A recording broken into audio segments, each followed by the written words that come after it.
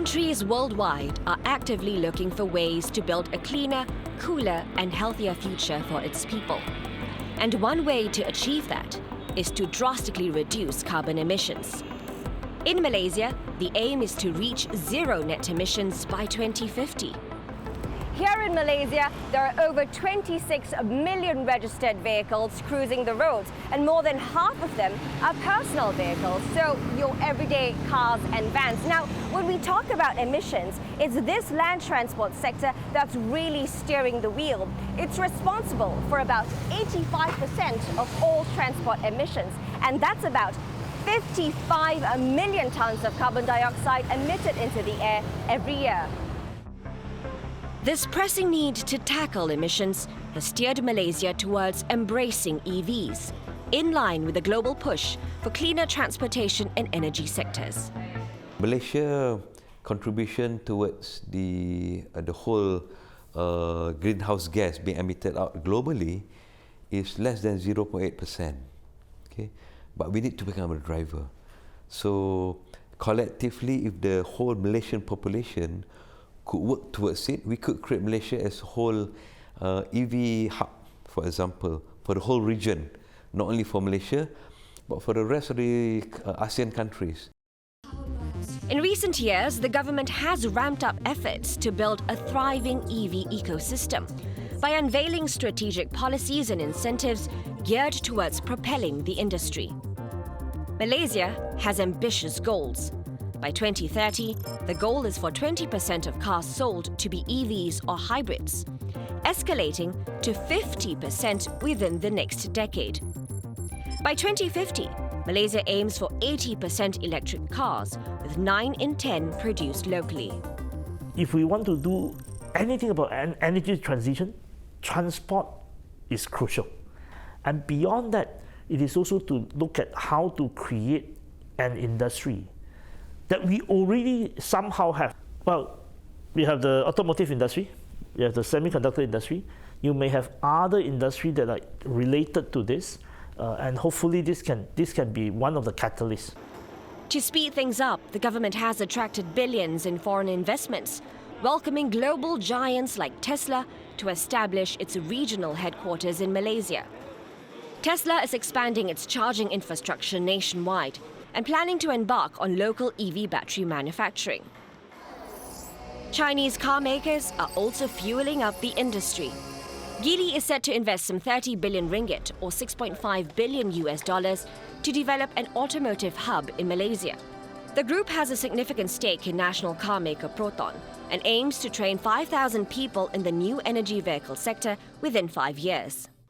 Leveraging on this, Proton is expected to roll out its first EV in 2025. Another local automotive group, Westar, has partnered with Chinese car maker Maxus to bring in MPV EVs with a focus on vehicle leasing. The demand for EV vehicles has tremendously increased. We can see Malaysians are slowly accepting the EV vehicles, and I see that as a great potential for us. And we also like to be part to contribute to the zero carbon emission as well for the country as well. Companies such as Westar that lease non-commercial EVs in Malaysia enjoy tax deductions of up to $64,000. To boost demand, the government has also waived road taxes for electric vehicles until December 2025. It also has plans to bolster charging infrastructure. There are currently over 1,200 charging stations across Malaysia, with plans to reach 10,000 within the next 2 years. Automotive experts say the government's push for the EV sector is a great start, but it's clear the industry is very much at the infancy stage. Well, we started out with just 1 or 2 small hatchbacks being available for purchase, but now it's grown to quite a diverse range of products available at a significantly better price point as well. Government and tax incentives certainly help with that. Yeah. So in terms of consumer choice, so much better now than it was, let's say, 5 years ago. We just have to wait and see. Because I think there's a lot in the plans, but just hasn't been executed yet. So when we look at the early phase of us to procreate So to proactively create an EV industry in Malaysia, you start from creating an EV market. So EV market is something new. It's always a case of chicken and egg. So should we create the user, or should we create the charging infrastructure first? So how soon can Malaysia achieve its goal to become an EV powerhouse in the region? It is a very long journey. There will be many challenges. Of course, infrastructure is a challenge. And at some point, hopefully, we can persuade enough stakeholders to see EV as part of the energy transition program that will help Malaysians to move away from fuel. We're hoping that the key local brands will be able to produce their own EV as soon as possible. And we're hoping to see that perhaps in 2025. As Malaysia embarks on this pioneering journey towards an electric-powered future, the environmental impact of EVs becomes a crucial conversation. The carbon footprint from production stages to the source of power it relies on, and what happens after its operational lifespan.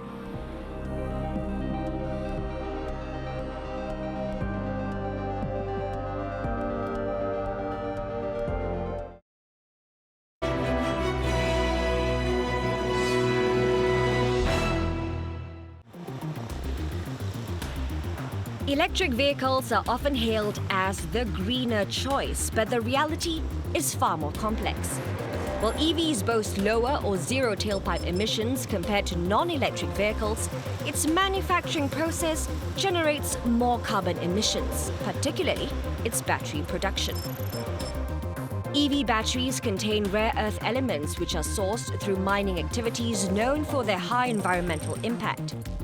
On average, constructing an EV car battery can generate between 2.5 and 16 metric tons of carbon dioxide. This means that building a new EV can produce around 80% more emissions than building fuel-powered vehicles.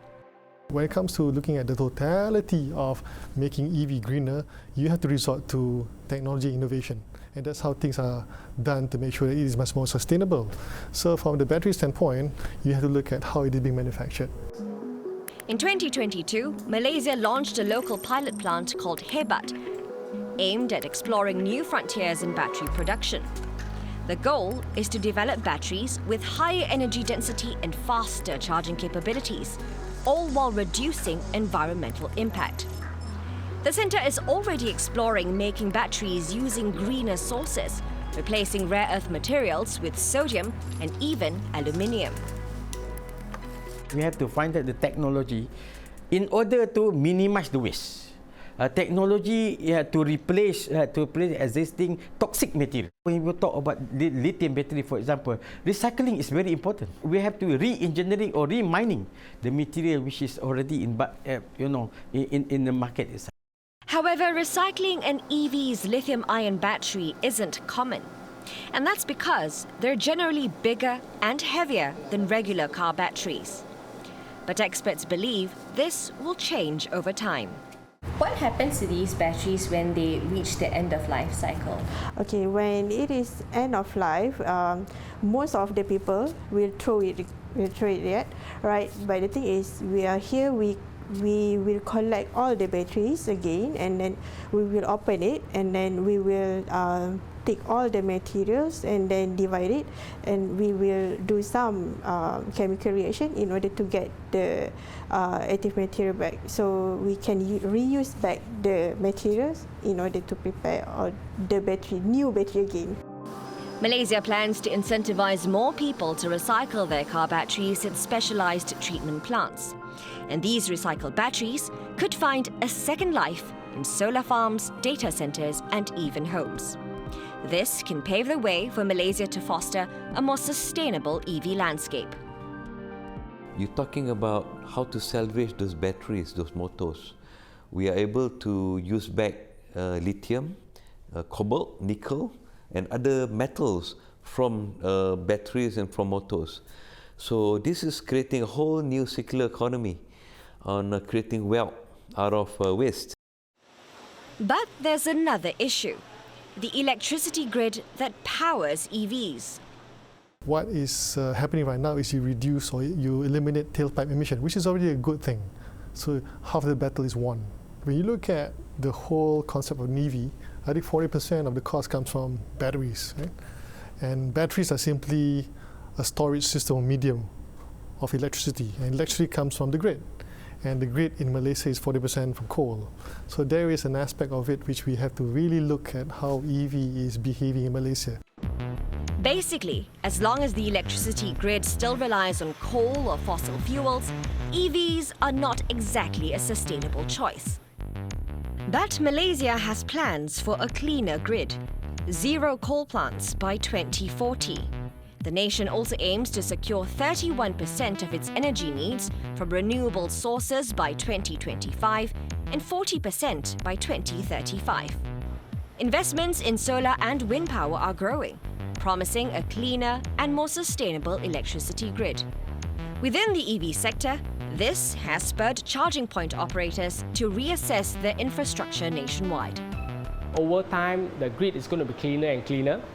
And to be honest, electric vehicle is still more efficient than the internal combustion engine.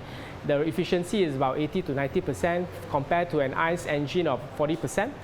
Not forgetting that there's places where we can actually put charging solar PV system on top of our charging station. That can actually help us to get clean energy for the generation and the energy used for our charging station. So these are some of the steps that can be moved towards the greener use of the electric vehicle.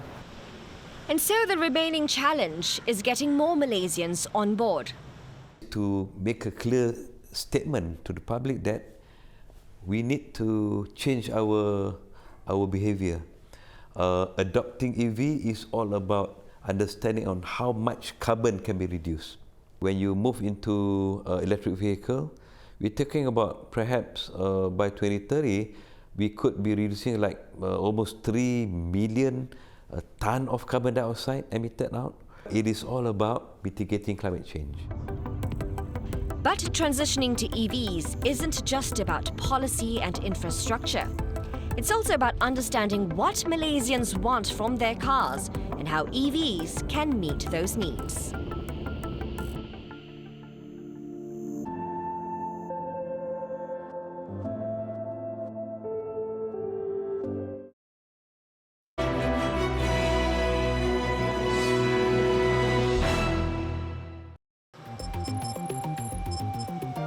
Globally, EV sales have skyrocketed, a remarkable 35% surge in 2022 from the previous year, capturing 18% of the total market.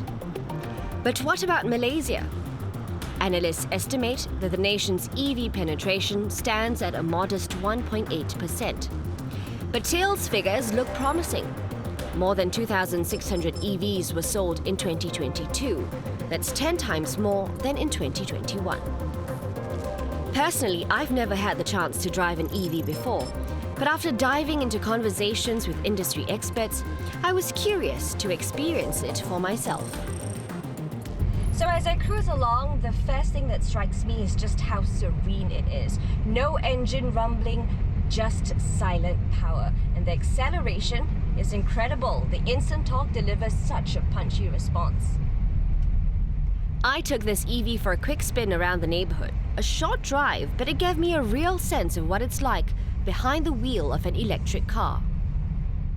Well, it was a smooth ride, but I've got to be honest, driving an EV with all of this smart technology, everything is touchscreen, there are no indicators, and the regenerative braking, I think that's something I've got to get used to. After my first-hand experience, I was eager to share the thrill with others. 68-year-old Abdul Ghaffar had long been fascinated by the advancements in EV technology.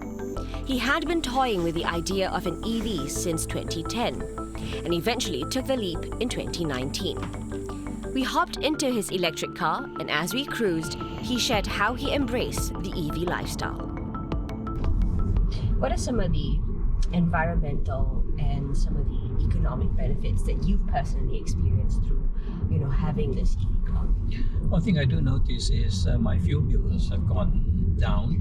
If you look, including electricity, with this car you can achieve about 7 kilometers per kilowatt hour, and that works out to be roughly 8 cents per kilometer in Malaysian ringgit. Very cheap indeed. The other aspects of EV is because it's so much easier for manufacturers to interface between a computer and the car. So you can have the auto cruise is more intelligent. Even when you're stuck in a jam, you no longer need to have to worry about shifting your foot between the brake pedal and the accelerator pedal. How do you think we can encourage other users to get on board this EV journey? For one thing is price, because right now the electric vehicles are still more expensive than a conventional car. I think it's about 1.5 times more expensive for an equivalent petrol car.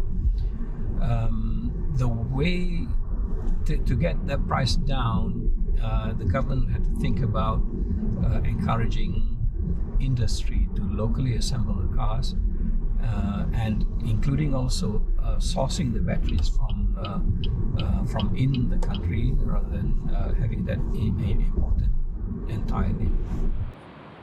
But Malaysian drivers have other concerns too.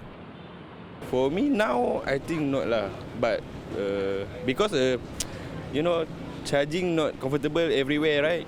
But for long outstation, is a challenge lah for me because I'm a ladies driver. You see, halfway no petrol, I still can fill up. But if let's say the battery runs out, then it'll be difficult for me. EV stakeholders are well aware of concerns surrounding range anxiety and scarcity of public chargers. The charging stations will need to be seen by the public to give them the comfort that if they run out of juice, they can actually find a charging station to charge the car. But you ask me as a veteran electric vehicle user, I only charge my car maybe 3-4 days once, and normally I will charge it at home. But to buy an electric vehicle, we always have the concept that you always go outside to charge. So that is something that I think the mindset has to change. Beyond the infrastructure challenges, many also find the charging process itself can be quite overwhelming. When it comes to the charging network, right. I think potential users of EV cars, they don't just have range anxiety, but they also have charging anxiety, because many of them are saying that this charging process, it's too complicated. So we do understand this pain point because my parents themselves, they are also very confused with apps and so on. Basically, for EV charging, we have two main types of charging. Actually, we call it as AC charging and DC charging. So unlike a petrol station, whereby you can see a very big and bright labels, so usually EV chargers, they are a bit more hidden, subtle. So that's why it's good that you need to have that expectation that, I'm going to use an EV. So where are the chargers? And you'll be surprised that there are actually quite a lot of chargers around you. Nowadays, actually, there's a lot of these EV user groups that are very helpful. One good step to start with is perhaps to understand the EV community around you. One EV community group, the Malaysian Electric Vehicles Owners Club, or MyEVOC, has seen its membership grow exponentially since it started in 2019. Back then, their Facebook group only had 27 members. It now has more than 57,000. The club's co-founder, Sharul Halmi, said the community comprised a small group who were intrigued by technology to a larger, more diverse group. The evolution has really accelerated starting in 2020, where there were a lot more awareness amongst users and consumers about what's available in Europe, what's available in UK, what's available in the US. So they feel like, they have all these very cool technologies and very good EVs that are available there. How come in Malaysia we have so few of these? With the awareness comes the discussions. Social media and government policymakers took notice that this is also a good way for us to decarbonize our land transportation. He adds that now people care more about how easy it is to use EVs rather than just the technology. Perhaps a sign of growing interest to adopt these vehicles for everyday use. It's still a long road ahead in Malaysia's journey to become an EV powerhouse. But the government's commitment, proactive measures, and a growing community paints a hopeful picture for an electric-driven future in Malaysia.